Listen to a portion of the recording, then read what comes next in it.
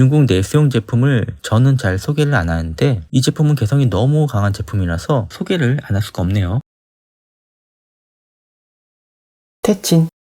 안녕하세요. 오늘은 한본 N10 미니 2024 2잉크 태블릿을 소개해드리겠습니다. 박스 전면에는 2024 버전이라고 적혀있지 않네요. 후면에 N10 미니 2024 표기되어 있습니다. 박스는 양자한본 책을 넘기는 느낌으로 개봉할 수 있고요. 본체 색상은 그레이입니다. 안쪽에는 설명서와 전용 펜이 동봉되어 있습니다. 펜 디자인이 고급스럽네요. USB A to C 케이블입니다. 구성품에 여유 펜심도 포함이 되었으면 더 좋았을 것 같네요. 본체는 버튼 부분만 짙은 그레이 컬러로 후면 색상과 투톤을 맞춘 것 같고요. 베젤은 연한 그레이 컬러로 베젤까지 이잉크 패널로 보이도록 만들었습니다. 패널에 종이 필름을 사용해서 사각사각거리는 필기감을 제공해줍니다. 후면 알루미늄 바디를 사용하고 있고 특이하게 측면에 펜 홀더가 바디에 부착되어 있습니다. 후면은 LCD 태블릿과 동일한 느낌을 받을 수 있을 것 같습니다. 자석으로 부착되진 않았지만 펜 홀더가 이동 중에는 가장 안정적으로 부착되는 방식이기 때문에 아쉬움은 없습니다. 위쪽에 전원 버튼이 있고요. 측면에는 홀이 2개 있는데 용도는 잘 모르겠습니다. 하단에 스피커 홀과 충전 포트가 있습니다. 스피커 홀은 왼쪽만 뚫려 있고 오른쪽은 막혀 있습니다. 비대칭 디자인으로 펜 홀더가 있는 왼쪽 측면이 가장 얇습니다. 제품 두께는 5.6mm입니다. 무게는 247g으로 가볍고 스타일러스 펜을 동봉해도 259g으로 7.8인치 사이즈 제품인데도 가볍습니다. 한본 N10 미니 2024 제품은 패널이 밝다는 장점이 있습니다. 오닉스 북스 고 7 컬러 제품과 비교해보면 패널이 밝아 보이지만 밀리의 서재 2분 리더기와 비교해보면 패널이 별로 밝지 않다고 생각을 할 수 있을 것 같은데요. 오닉스 북스고 10.3 제품과 비교해도 패널이 어둡게 보이죠. 이건 기본 배경 화면이 어두워서 그런 거예요. 정확한 비교를 하려면은 이 그림을 보지 말고 전원을 켜야 됩니다. 전원을 켜니까 패널이 주변 베젤과 비슷할 정도로 밝아졌습니다. 세팅은 언어를 영어로 변경을 해주겠습니다. 중국 내수용 제품이라서 한국어는 없습니다. 이제 세 개의 제품들을 나란히 비교해보면 패널이 가장 밝은 것을 보실 수 있습니다. 정확한 밝기를 비교하려면 베젤을 검은색 테이프로 부착을 한 다음에 동일 조건으로 비교를 해야 됩니다. 고 10.3 패널이 밝아 보이는 건 한본 N10 미니 2024 제품보다 어두운 베젤을 사용해서 그렇게 보이는 거죠. 실제로는 한본 패널이 가장 밝습니다. 당연히 컬러 제품과 비교해보면 장점이 명확하게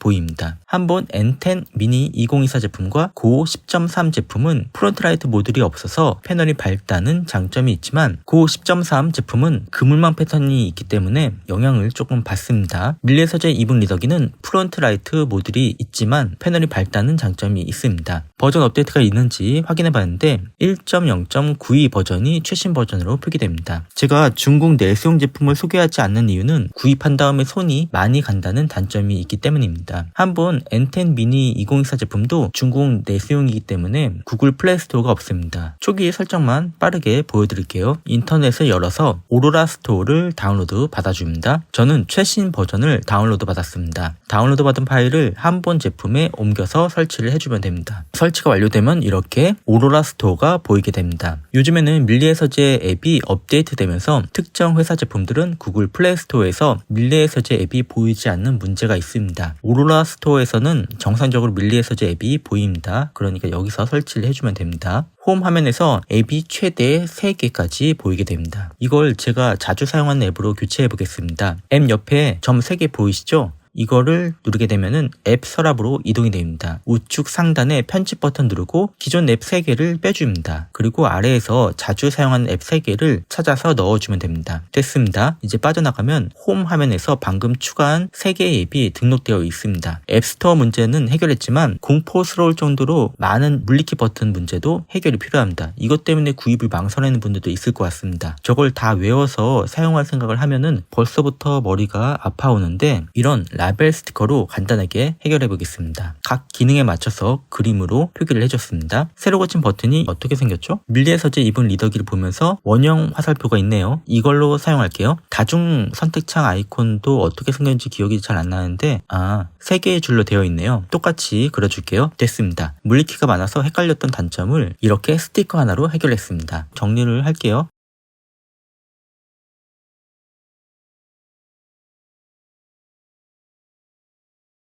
계속해서 설명드리겠습니다. 밀레 세제 앱을 열어보겠습니다. 한번 N10 미니 2024는 1872 바이 1404 300ppi 고해상도 제품에 프론트 라이트 모듈과 터치 패널이 없어서 패널이 밝은 제품입니다. 밝은 패널에 방해되는 요소는 과감하게 제거하고 출시한 제품입니다. 2024년에 손 터치도 안 되는 제품을 출시했다니 한본 업체도 대단하네요. 터치 패널이 없으니까 물리키와 스타일러스 펜으로만 책을 넘길 수 있습니다. 물리키가 볼륨키로 동작이 되는 건 설정에서 볼륨키로 넘기기를 체크하면 됩니다.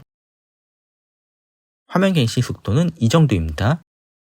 다음은 교보 이북 앱입니다. 이건 EPB 문서가 아닌 PDF 문서입니다. 7.8인치에서 PDF 문서를 열람하면 이런 느낌입니다. 화면 크기가 작아서 글자들이 깨알같이 보이네요. 글자의 선명도는 훌륭합니다. 글자가 작아서 보기 힘들 뿐이죠. 아무래도 PDF는 10인치 이상으로 가는 것을 추천드립니다. 그리고 이 제품은 터치가 안 되는 제품이라서 문서를 확대 축소하면서 보는 것도 불편합니다. 다음은 리디북스 앱입니다. 만화책을 볼 때는 잔상이 발생하는데요. 이건 화면 갱신 모드를 변경하면 됩니다. 노멀 모드로 되어 있는데 클리어닉스 모드입니다. 화면 갱신 속도는 이 정도입니다. 퀵 모드는 아까보다 빠르지만 만화책에서는 여전히 잔상이 발생합니다. 하이 스피드 모드로 변경을 하니까 이미지 품질이 달라지네요. 이제 만화책 페이지를 넘길 때 잔상은 생기지 않습니다. 대신에 화면 갱신을 억제하다 보니 전 페이지에 잔상이 남는 현상이 있습니다. 보다가 불편하다면 새로 고친 버튼을 눌러주면서 사용해주세요. 패스트 모드가 가장 빠른 화면 갱신 속도를 보여주는데 전 페이지에 잔상이 그만큼 더 많이 생겨서 이건 동영상을 볼 때 사용하는 모드입니다. 이렇게 메뉴를 쓸어내리면 잔상이 그대로 보이는 것을 볼 수 있습니다. 오닉스 업체의 X 모드와 비슷하다고 보면 될 것 같습니다. 버그도 비슷할 것 같네요. 만화책을 볼 때는 하이 스피드 모드까지만 올려서 사용해주세요.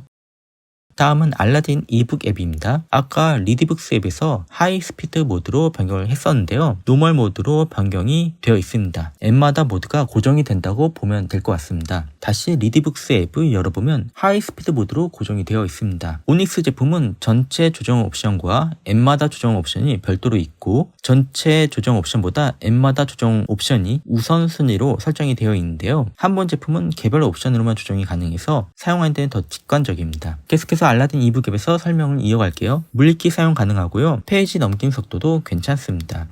다음은 예스24 이북 앱입니다. 물리키로 페이지 넘김 속도도 괜찮고요. 여기서는 TTS 기능을 보여드릴게요. 자체 스피커가 있어서 책 낭독하는 데는 적당한 음량입니다. 두려운 일이다. 언젠가부터 나는 그들에게 할 말이 없어졌고 중국 내수용 제품들은 구글 플레이 스토어가 없어서 구글 관련 앱들을 설치할 수가 없습니다. 그래서 오로라 스토어에서 강제로 유튜브 앱을 설치한다고 해도 실행이 안 됩니다. 유튜브는 앱 브라우저를 사용해서 시청은 가능하고 G 센서가 있어서 화면 회전도 잘 됩니다. 노멀 모드로 되어 있는데 하나씩 변경해 보겠습니다. 클리어닉스 모드입니다. 퀵 모드입니다. 하이 스피드 모드입니다. 패스트 모드입니다.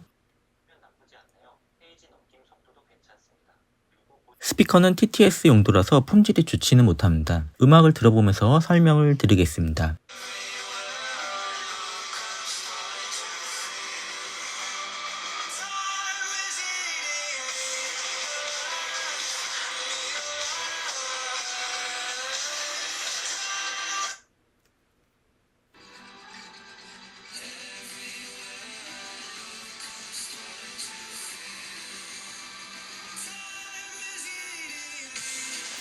이렇게 들으면 한본 제품도 괜찮은 거 아닌가 생각이 들 수도 있을 것 같은데요. 한본은 이게 최대 음량입니다. 갤럭시 S24는 50% 음량이었습니다. 최대로 올리면 이렇게 급이 다른 사운드를 들려줍니다.